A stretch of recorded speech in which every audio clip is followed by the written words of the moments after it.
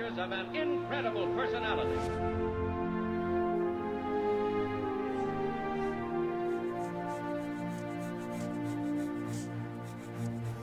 A being no larger than an ordinary man, but possessed of powers never before realized on Earth.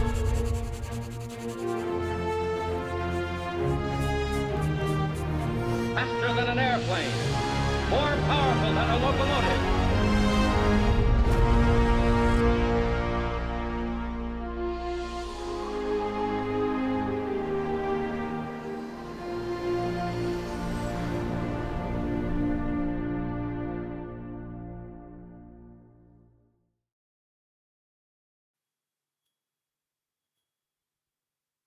I grew up on a farm, and I don't know if the fields were that big or that beautiful, really.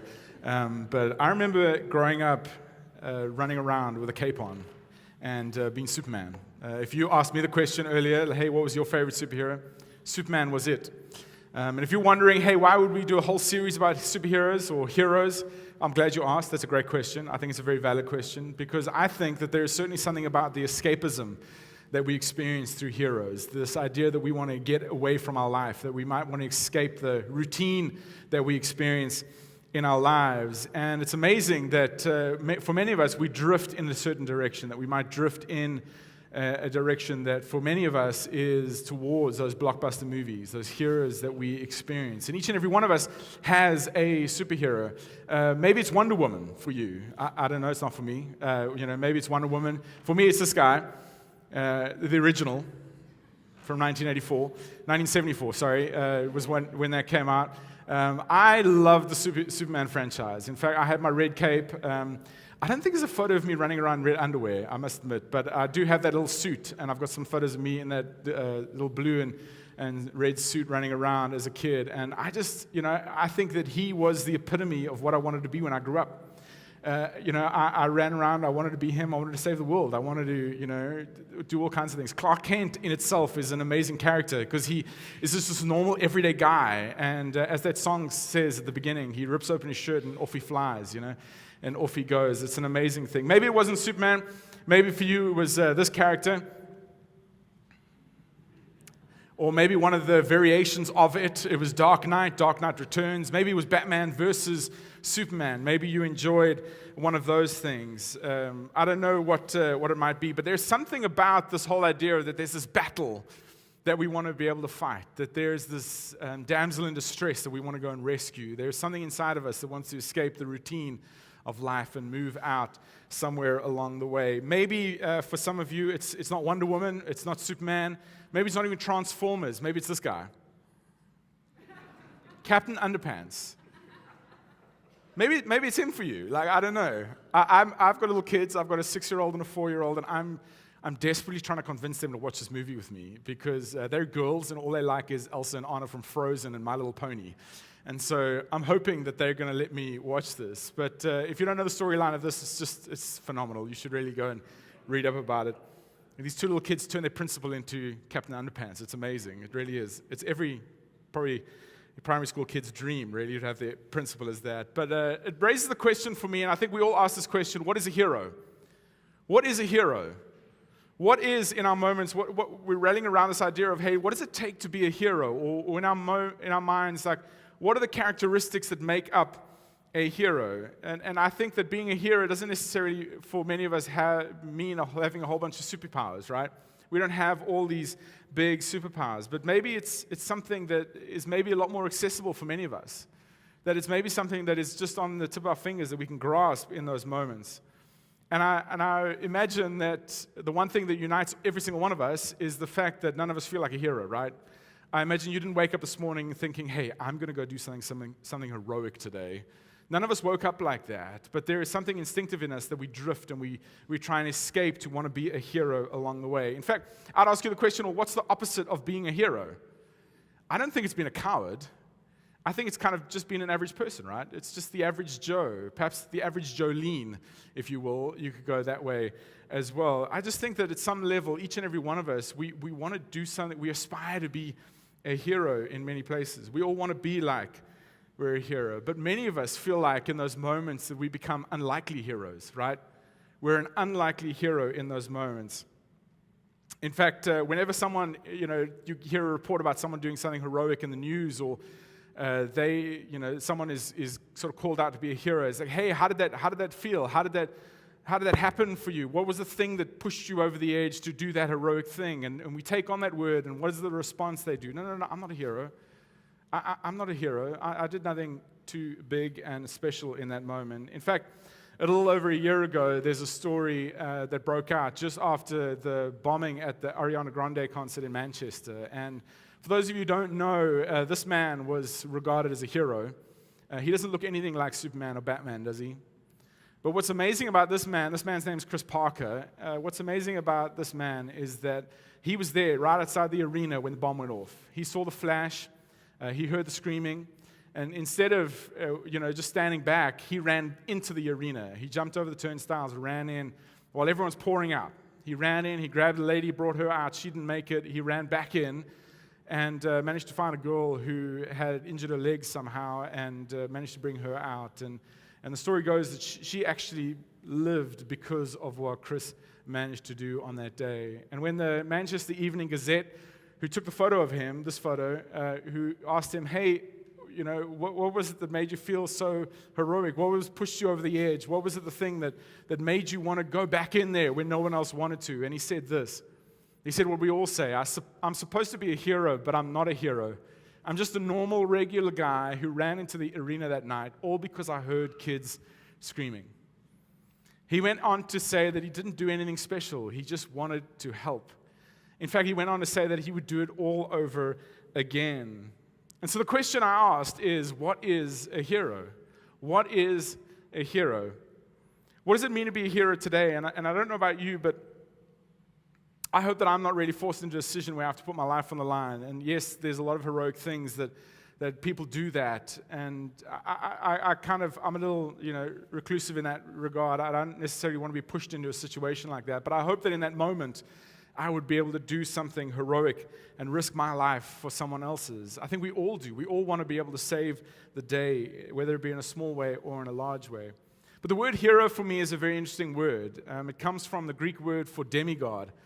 And it's very interesting, demi is kind of means half, not full. It's a little bit of. And in some way, it's a great explanation for what a hero is, because for many of us, there's this idea that, we haven't got it all together. We haven't got everything lined up. We don't have everything figured out in those moments. But there's a way that almost God allows us to do something in that moment, that the person we're helping, the person that is on the other receiving end of whatever heroism that we're doing, they almost in a way get to experience a glimpse of God in that moment. That they get to experience some transcendent feeling, some transcendent idea that there is God, that in our humanness, in our ineptness, in our inability to do something that's so heroic, being a hero in this moment as demigod, not trying to be God, but as a demigod, we're able to experience, we allow other people to experience some transcendent experience of God himself. See, I would say that girl who Chris rescued on that day, that girl would turn around and see Chris as an angel, right? That in some way, that girl would seem like God intervened on her behalf in that moment through Chris. And Chris would say, well, I'm not a hero in those moments. But to her, she was able to experience a little bit of God in that moment. And we're not trying to be God in those moments. But each and every one of us, we have the opportunity to be able to do that for someone else. We have the opportunity to somehow allow God to use us in a way for someone else to experience a transcendent life in those moments. And see, I believe the definition of heroism, or of a hero that I see in Chris's life, and certainly the definition for what we're talking about is this, that heroes see what everyone else sees. They see exactly the same things we all see, but they choose to do what no one else does. That they see the world exactly the same as we all do, but they choose to do something that no one else does. There's this kind of counterintuitive, swimming upstream kind of thing that, hey, I see the world exactly the same way you do, but I'm not going to do the same things that you do in those moments. That somehow we're not content to do what everyone else does, that we're able to go against those moments. We choose to do something different. And what I hope to discover with all of us here today is this, that the most unlikely people make the most likely heroes.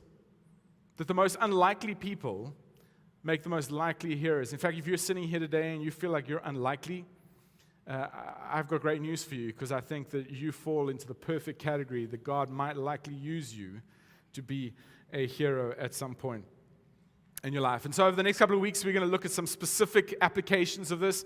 We're going to look at some specific applications from all over the place of what being a hero might look like. But the question I want to ask is, why is it that unlikely people are the most likely heroes in those moments? Why is it that the most unlikely people make the most likely heroes? And so we're going to look at a character from history. We're going to look at someone that, regardless of whatever faith background you might be in, you know about this man. This man's name is Moses. He's had a whole bunch of different movies made about him. In fact, probably more movies than most. But Moses really was an unlikely person for God to use. He really was this unlikely person that God chose to use. What's interesting about Moses was he was born during a time when Pharaoh had made a decree to say that every firstborn, specifically every male, had to be sacrificed of the Israelite nation.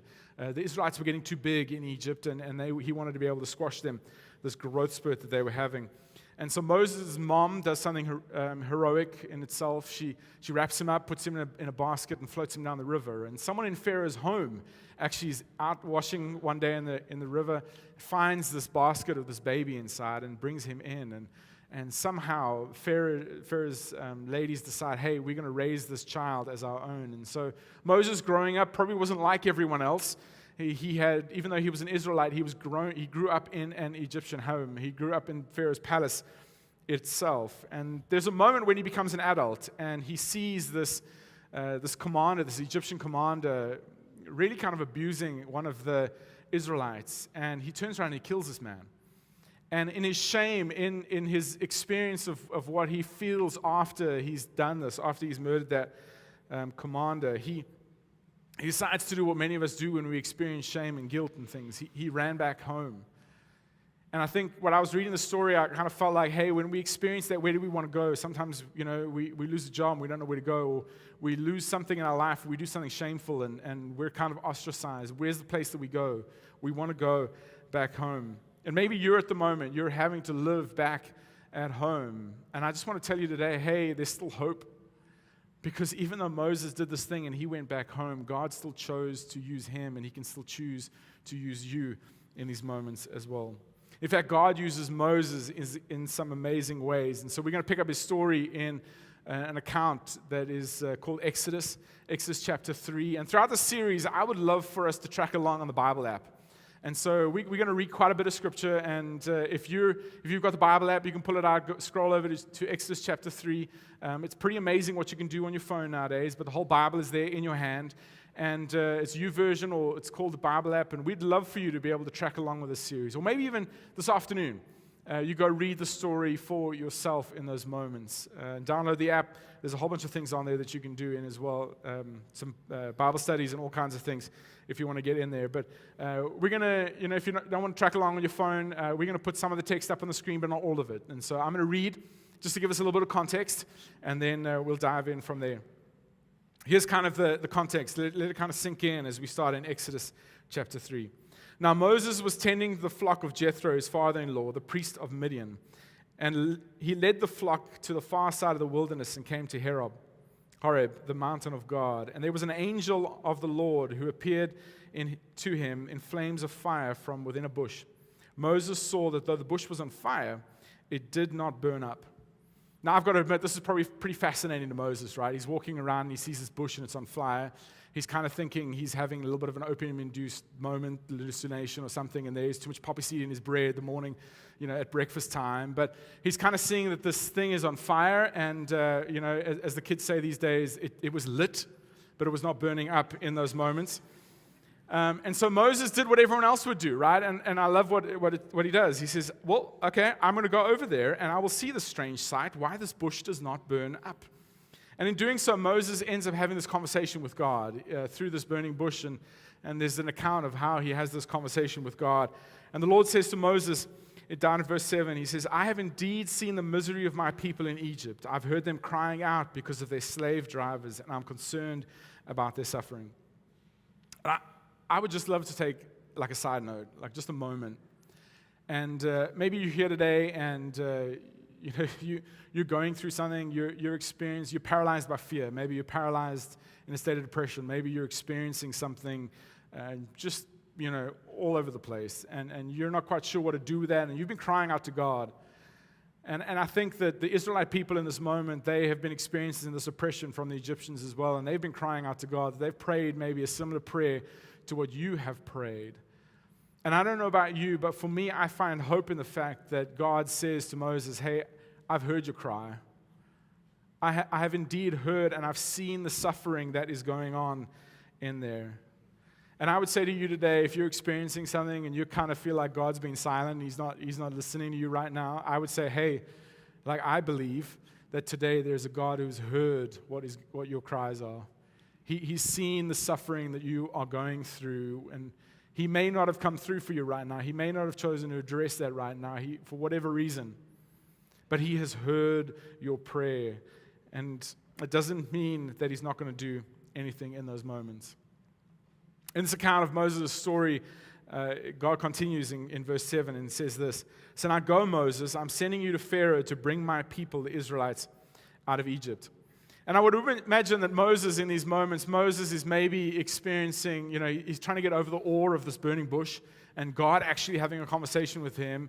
And I'm pretty sure it's quite comical, right? That you can imagine Moses walking around for the next, probably a year, maybe 2 years, maybe 3 years, telling the story, right? Hey, guys, I've just got to tell you a story. No, Moses, listen, you've told the story about the burning bush 100. My wife says that to me all the time. I keep telling the same story. She tells me to shut up.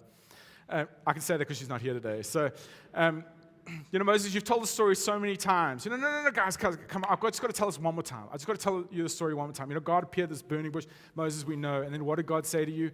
No, God said, hey, Moses, I want you to go to Pharaoh and say, none of you get it? Let my people go. Thank you. You've told the story once or twice in Upstreet, so thank you so much. Let my people go. And they're like, yes, Moses, we know. And then it was an amazing experience for you. And I can imagine Moses is enjoying those, retelling the story. And it kind of gets old for the people around him, just like it does for my wife, apparently. And but Moses' instinctive moment in there is God says this to, he's like, hey, no, God, you got the wrong guy. Not this man, not in this tunic, not in here. I'm not going anywhere other than Midian, right? I'm staying right where I am right now. You have got the wrong guy. I'm not going to go do any of this. I'm not going to go and stand in front of Pharaoh, let alone, and be able to go, hey, God, have you forgotten? I'm living in my parents' flat still, and I'm playing Fortnite every night, and I'm eating a whole bunch of Doritos. Like, God, I'm certainly not training to be a warrior right now or a spokesperson. I can't go out and be able to go and do this for you. You've got the wrong guy. And Moses' instinctive response was no. No, God, I'm not going to go and do this. I'm not going to be able to go along. And over the next couple of verses that we're going to look at, Moses uses a whole bunch of excuses. And some of them are actually quite hilarious, mainly because I find I could say the same thing. Like, I find it very relatable in what he's saying to God in those moments. And maybe you've used some of these excuses that Moses uses as well. But even more important than maybe the responses or the excuses that Moses gives are the responses from God. And God has unlikely responses to our likely reasoning. That we might have the most likely reason to give to God of why we're not going to do something. But God has these unlikely responses. And you see, we're all unique. We're all different in certain ways, but there's something that is innate in all of us. The one we all want to try and be, and we all want to aspire to do something heroic in our lives. But also, we all feel kind of this feeling of inadequacy when it comes to God asking us to do something in those moments. But God's responses to even Moses' excuses, and I think some of them are valid, but I think that we can learn something out of that. And so here's the first excuse that Moses gives God in chapter 3, verse 11. But Moses said to God, "Who am I that I should go to Pharaoh and bring the Israelites out of Egypt?" This wasn't necessarily an identity crisis for Moses. He wasn't looking for his ID. He hadn't forgotten his name in those moments. It was more about the inadequacy of, hey, who am I that I would go? Like, I'm a nobody. In fact, hey, God, some people would say that I'm kind of down and out at the moment. And God responds to Moses with something incredibly powerful. He says this. God says that I will be with you. Moses, I get that you're all concerned about who what you're not, that who am I, that you don't really feel like the person who's going to be able to go and do this, but hey, I'm going to be with you. And it's maybe Moses thought this, that I don't have the position. That I don't have the position. I'm not in a position of power. I'm not exactly, the cream of the crop. I'm not exactly the person who everyone's looking up to go be the spokesperson for the Israelite nation. I'm certainly not that.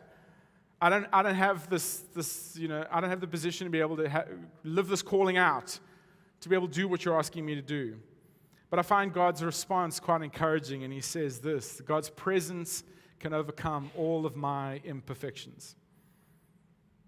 And I think the same is true for you as well. That God's presence can actually overcome any of the imperfections that you might have. All things that you find wrong with yourself. All of the things that you do not have. That God could overcome those things. The next excuse Moses gives God, and Moses said to God, suppose, which is a word I love. God's this great being, and Moses is like, hey, I know you're busy. I don't think maybe you've seen this angle, and so I'm going to present this angle to you right now. Maybe it's kind of gone past you. You've kind of slipped this on. But suppose I go to the Israelites. Hey, I'm not going to the Egyptians. God, I never said that I'm actually going to do this in this moment, but maybe I'll just, I've got to muster up a heck of a lot of courage to go to the Egyptians. Never mind, go to Pharaoh, but I'm just going to go to my own people because I could probably do that. Let me go to the Israelites and say to them, the God of your fathers has sent me. God, if I go to these people and say, hey, the God of your fathers has sent me, they're going to ask me one question, and it's not a high-level theology question. They're going to ask me this question. They're going to ask me, what is his name? Then what should I tell them? They're going to ask me, who is this? And what should I tell them in those moments? And God's answer to Moses is so profound that I honestly don't have the time, perhaps even the words, to be able to explain to you about how important this next line is. But for the first time in history, to the people of Israel, God tells them who he is. And that's handed down to us over generations, over generations. And he says this: God said to Moses, I am who I am. This is what you're to say to the Israelites, that I am has sent you to me. Sent me to you. I think that's an amazing description of what God is in those moments. That I'm a father to the fatherless. That I am an encourager to the down and out. I'm a friend to the lonely. I'm strength to those people who might feel like they're powerless. I'm hope for those people who are hopeless. I'm a deliverer to those people who feel like they are in bondage. I am exactly who you need me to be in those moments. You see, Thea, I think Moses thought that I don't have the power. That I don't have the power in those moments. That I don't have the ability, the power to be able to do what God was asking him to do. But God tells Moses this. God says, knowing I am is worth far more than knowing I'm not. Moses, I understand that you're all about all the things that you're not, but knowing I am is far more important than anything else you might go. One of the things you and I do all the time, right, is we have strengths and weaknesses. And what do we focus on most? Probably our weaknesses. I know I do. I know about my weaknesses, and I focus on those things. But God says, hey, we all have weaknesses as human beings, but I'm not interested in that. I am is more important than what you are not in those moments. He didn't tell Moses, hey, you've got a whole bunch of weaknesses. I need you to go to Exclusive Books or whatever your local bookstore is at that point in time, and I want you to go find a self-help section, and I want you to go get some book about discovering your weaknesses or maybe your strengths, and I want you to go work on those. No, he doesn't say that. He says, knowing I am is far more important than knowing what you're not. That you might have a whole bunch of weaknesses, but knowing that I am is a lot more important. You just need to focus on me and worry a whole bunch less about whatever it is that you are not. I'm not surprised by the things that you're not, but I am, and I can overcome those things. The next excuse Moses gives God is Moses answered, well, what if they don't believe me or listen to me and say, the Lord did not appear to me? So I am is a great statement, God. I am that I am. That's cool. But if I go to these people and I tell them that, how are they even going to believe me? And if they even do believe me, what happens if they ask me, hey, well, how do we even know that the Lord has in fact appeared to you? And the next thing God does is maybe fascinating for many people. I think it's quite astonishing. he says to Moses, "Hey, Moses, what's in your hand?" He says, "Well, it's a staff." He says, "That's right, good job on that, but, throw it on the ground." And Moses throws it on the ground, and it becomes a snake. At which point, I'm running in the opposite direction, right? I'm fleeing. I'm running away. I don't know what it is for you, maybe. Maybe God would say to you, "Hey, that staff, throw it down, and it becomes a spider." I don't know what you're scared of. Maybe he throws it down, and it becomes a toddler, and you're just like, "I'm out. I'm done." I don't know what it is for you, but it seems like as God tells Moses to throw that staff on the floor, that Moses experiences in that moment something that is fearful to him. And then what's amazing is over the next several years, and God uses the staff in a whole bunch of different ways, but it's on the floor, it's a snake, and God tells him, "Hey, pick up the snake," which is kind of like, we don't know how long this exchange takes place for. It's just a couple of words in the Bible. But if God said to me to pick up a snake, I'd be like, no, I need to learn a little bit more about this right now. You're asking me to pick up a snake. I don't like snakes. I certainly don't want to pick this thing up. I need a little bit more information. What is in fact going to happen? I want you to spell it out for me. Otherwise, I'm not picking up the snake. But Moses bends down and picks the snake up, and it becomes a staff again. And over the next couple of years, he uses the staff in incredible ways to show you just how much power God has in those moments. And I don't know what your greatest fear is, but maybe that staff that Moses threw down, you can imagine that might be your greatest fear. And God uses that in a way to kind of explain to us that the power that he has. You see, Moses, for whatever reason, he didn't feel like he was the right person. He didn't have the position. He certainly didn't feel like he had the power. But he also ended up saying to God, "Hey, I don't necessarily have the skills. I don't necessarily have the tools in my toolbox to be able to do what you're asking me to do in this moment. I'm not a leader. I'm kind of in the background kind of person. I'm someone who just sits back and does whatever you want me to do in those moments. I'm not necessarily an out front kind of person." And if you're feeling like that today as well, like you're feeling you might not be that likely person that God is going to ask you to do something, I'm going to ask you this question. If God is not concerned with what I can't do, should I be? If God is not concerned with the things that you can't do, should we be concerned about those things? Rhetorical question, no, we shouldn't be. If God is not concerned about the things in those moments that we can't do, should I really be? I can tell you that God knows your limitations. God knows the weaknesses that you have, and he's not surprised by those things. But if God's not concerned about those things, should we be? Next excuse Moses has in this moment, Moses says to the Lord, "Pardon your servant, Lord," kind of like, "Hey, God, we've only been having an exchange for a couple of minutes, and I don't know if you're kind of the person that gets agitated, but right now I'd be agitated with myself, so pardon me in this moment, but I just want to ask you one last thing." And Moses says this, "I've never been eloquent, neither in the past nor since you have spoken to your servant." And we might look at this and go, Moses, this is definitely not an "I have a dream" speech, right? He's not out there and they're making this great speech about this thing. Moses is saying, "Hey, I'm not very eloquent." In fact, he says next, "I am slow in speech and tongue." Yes, Moses, we get you don't speak good. We understand that. God sees that in those moments, and he sees that he's not speaking very well. But that God asks him some very revealing questions, and he asks him this. The Lord said to him, "Who gave human beings their mouths? Who makes them deaf or mute? Who gives them sight or makes them blind? Is it not I, the Lord? Am I not the one who actually put the mouth on the human body? Am I not the one who has given your voice box or your body the ability to be able to speak, given that voice inside of you?" And he says to him, "Now go. I will help you speak and will teach you what to say." Moses in that moment saying to God, "Hey, God, I don't have the position. I certainly don't have the power. I don't have the skills." And he's saying to God, "Hey, I don't have the words. I don't have the words in this moment to be able to go and speak." And God says, "Hey, I'm not surprised by any of that. I'm not surprised by the fact that you don't have the power, the position, the words, or the skills. But I want to let you know that your weaknesses, they're not actually weaknesses like you would know them. That I would say this, that your weaknesses set the best stage for God's strength. That your weaknesses set the best stage for God's strength." And if God wanted someone without weaknesses, he would have found Bruce Wayne, right? He wouldn't have picked you.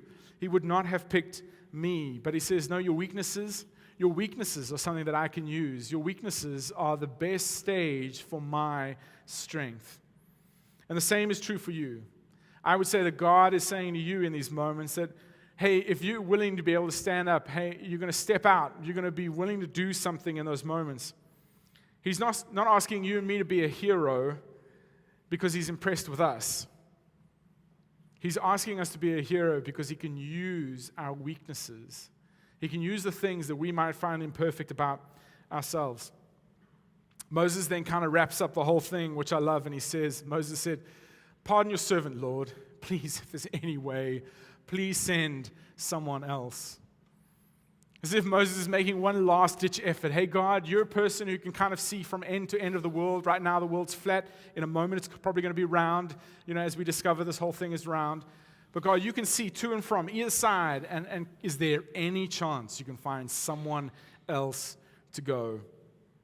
Is there anyone else that's going to fit the bill in those moments? Because what's amazing about Moses is this, that Moses did not have the position.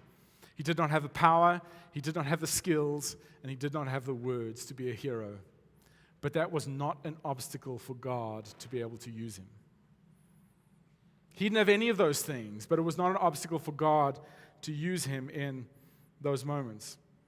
And it's not an obstacle for God to choose you either.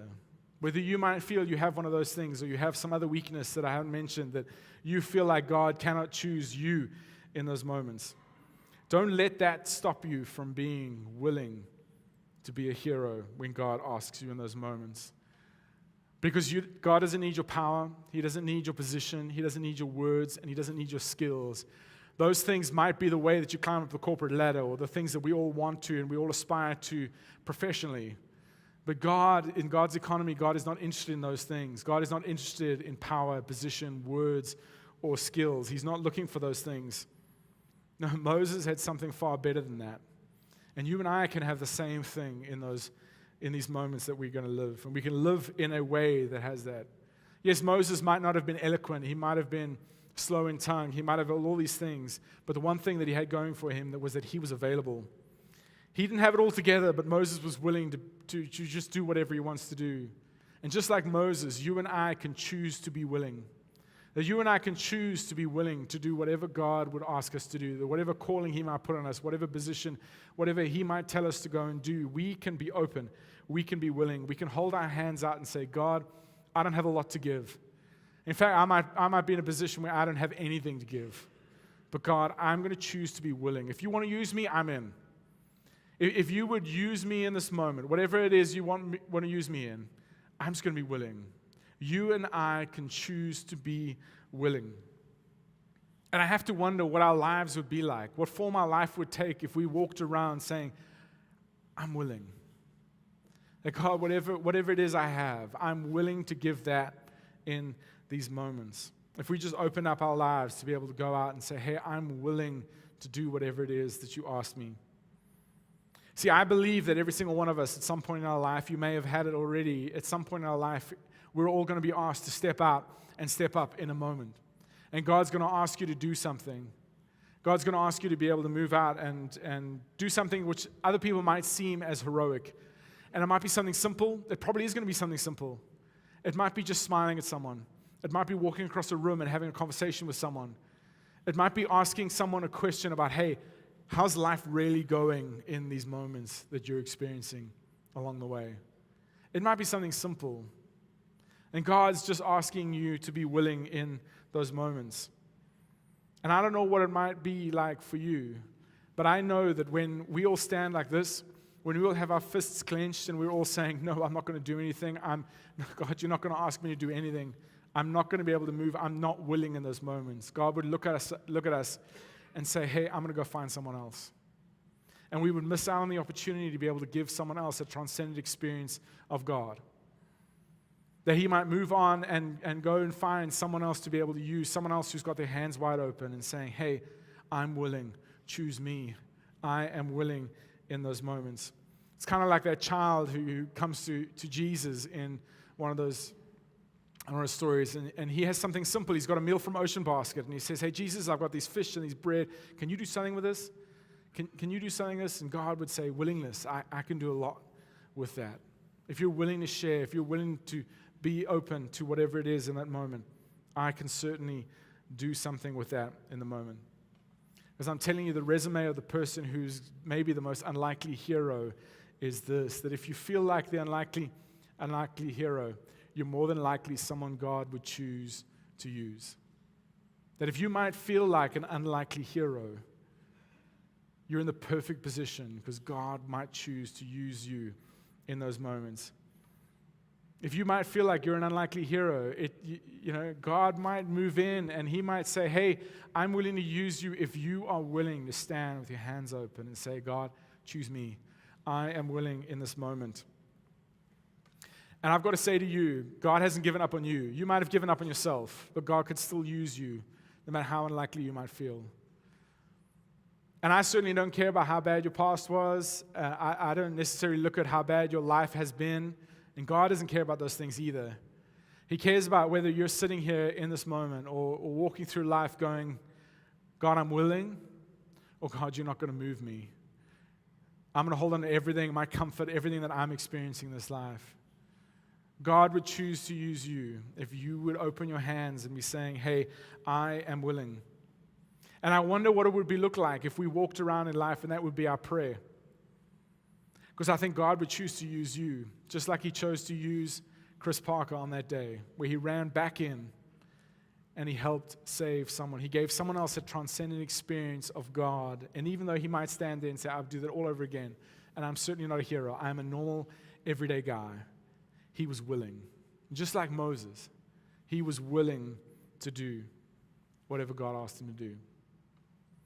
Now, I certainly struggle with a message like this because I can't necessarily give you some direct application. I can't tell you to go do X, Y, and Z, but I'm praying, I'm hoping that over the next couple of weeks, maybe over the next couple of days, that as you ponder this, as you talk about this in small group, as you move through your life, that you might think about this idea of saying, hey, I want to stand with my hands open. I want to choose to be willing, just like Moses was. I want to be able to move through that. But I'm trusting that in the next few days you might experience that because heroes see what everyone else sees, but are not content to do what everyone else does. That they see the world exactly the same way as everyone else does. But for whatever reason, they're standing with their hands open and saying, hey, I'm not content to just do what everyone else does. I'm choosing to be willing. I'm choosing to do whatever God might ask me to do, what everyone else might not do. I'm not content with doing what everyone else would do. And I want to be able to do something that, hey, God might do that. And so as we close today, I would love for us to be able to maybe physically do that. As I close in prayer, then maybe, hey, you might say, hey, God, and open your hands and say, God, I want to choose to be willing. I want to choose to be willing. Whatever you might have me, I want to present you with all my weaknesses. And yes, I don't have the power, I don't have the position, I don't have the skills, I certainly don't have the words. But God, I want to choose just like Moses did, just like Chris did. I want to choose to be willing.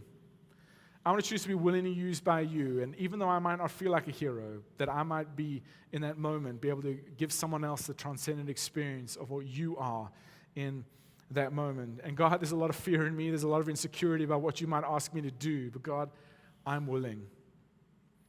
And so as we close in prayer, I would love to ask you to do that as we move to the end of this message. But I certainly don't want to live my life missing out on an opportunity to be able to be a hero. And not because I want to be claimed as a hero, not because I want people to point at me and go, hey, you're a hero, but because I want to be able to have other people see God through me. That I might live a life that is saying, I'm willing to do whatever God was. And whether it be a smile, whether it be a question, whether it be just having a conversation with someone, that person might look at me and see God, not me. And yes, someone else might call me a hero in those moments. But I know that I can give God all the glory, all the honor, all the praise in that moment because I just said, hey, here's who I am. And I'm trusting in the I am that you are going to look past all of those things that I find as weaknesses in my life. That I don't have the position, the power, the skills, or the words. And Father God, that you are going to use those things because I choose to be willing. Because you and I can both agree that the world certainly needs a whole bunch more heroes. And maybe today, God is inviting you to be a hero in whatever circle of life you might find yourself in. Let me pray for us.